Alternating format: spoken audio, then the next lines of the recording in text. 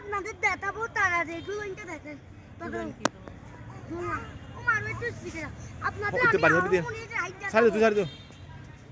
আপনাদের আমি আরো অনেক রাইড দেখাবো বন্ধুরা।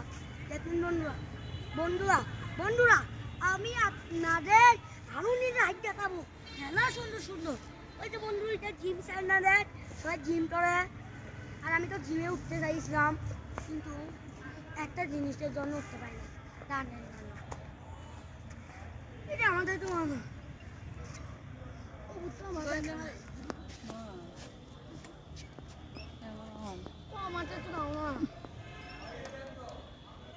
খারাপ লাগে নাকি বাড়ি ঘরে দেখি তুই একটা তল নেই না মেয়ে